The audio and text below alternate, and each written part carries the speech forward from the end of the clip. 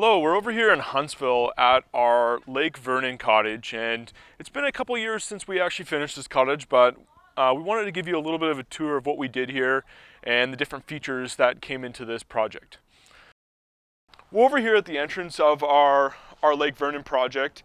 You can see this awesome timber detail we have here. This is probably, to be honest, one of my favorite details we've done on a project for an entrance. It really just accentuates the area that the entrance is in and helps kind of draw you to the building. We use the Y feature to help hold the roof.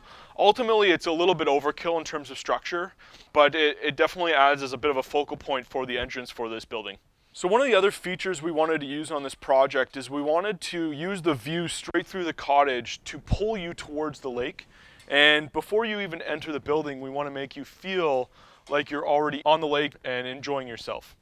The biggest focus of this cottage is really the landscape. You can see we're over here in the fall, the trees, the lake. That's really our goal, to capture that view. And when you turn around and look at the cottage, we have 16 feet high of glass facing the lake, and windows on the left and right in the basement. The whole cottage is focused on that view towards the landscape. The cottage on this property actually faces due east, and because it faces due east, we wanted to focus a lot of our living space to the south side of our property. And so we have a wraparound deck here on the front with a secondary dining area where our clients can dine out in the evening in the summer, and then on the back side, when the sun is at the end of the day, there's a little bit of a sitting area on the back side of the cottage. Let's go inside our Lake Vernon cottage and look around.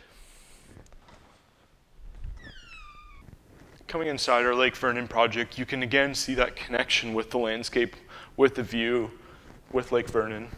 And as much as we have a lot of glass in here, we actually did something very cool in this project. Our client was very focused on energy efficiency, and so we used a really interesting product called Aero Barrier.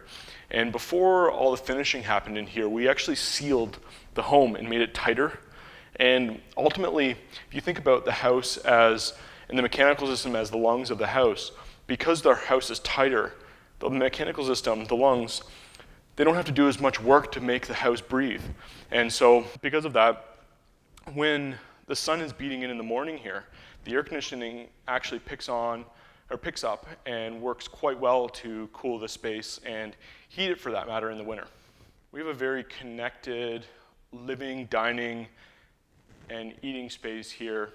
Our kitchen, designed by Hilltop, built by Shervin, really helps draw some warmth into this room, but as well as create a focal point for guests to entertain and hang out and, again, enjoy the view, which is why we're all here.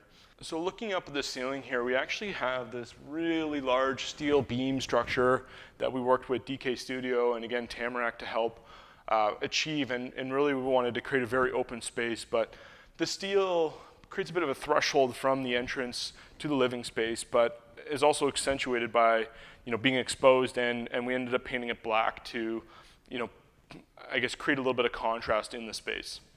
Over here we have the fireplace. We have this beautiful Muskoka granite, and I think the mason was Stepping Stone Masonry that did all the work on this. It's a very cool kind of chiseled edge look, but I think, probably one of the coolest parts, and maybe that steals the show a little bit, is this fireplace. This is a very cool fireplace. It's called the Renaissance Rumford, and the Rumford name is more of a type of fireplace. It's a big a big fireplace that throws a lot of heat towards the occupants. And probably the coolest part about this fireplace is actually it has a big guillotine style door that opens up. And as you can see, it's not a very deep fireplace, but again, that's for throwing the heat towards the room. So over here we have our Muskoka room, or our sun room, and this is on the south end of the building, so the sun comes directly into here, but this is really a room for the end of the day to kind of be cozy with the cedar finish in here, and it's just a really cozy, inviting room for our clients to kind of wind down at the end of the day. So over here at the other end of the building, we have our main bedroom, and we have a gorgeous view focusing right out to the lake again. Every room, I can't stress enough, in this place is just really focused on the lake and focused on that view. We did a really cool thing here. We have a small Juliet balcony, And I find this is a really nice touch in a lot of places because you often want a lot of airflow, but sometimes a window is just not enough. And so having this door that slides open allows our clients to have a lot of airflow coming through into the bedroom. And then our last spot on the end of this building is our bathroom, and it's just a really gorgeous ensuite with a view out towards the lake, and our client can have a bath and then a shower on the other side. So, because our building faces south again, we obviously have our windows facing east, but we wanted to bring the windows on this southwest corner so that we can draw light in through the end of the day into our living space and illuminate this space. Another cool feature that we try to utilize in a lot of our projects is we utilize stairwells at the back of the building to bring light down into the basement, and you can certainly see how this really worked out quite well with the windows here facing southwest and drawing light down into the basement.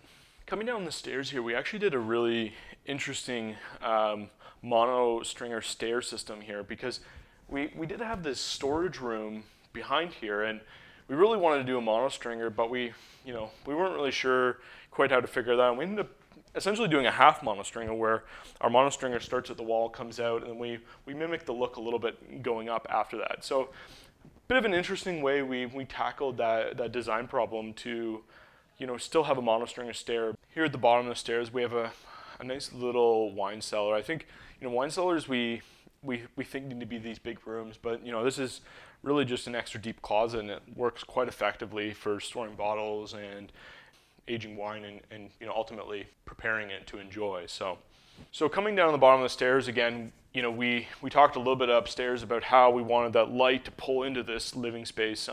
We have a little bit of a rec room down here where we have a sofa, a TV, another place just to hang out, and I think ultimately, especially during these times, we want to have some extra spaces for people to hang out and kind of get away from each other, and so this is a great little cozy spot to do that.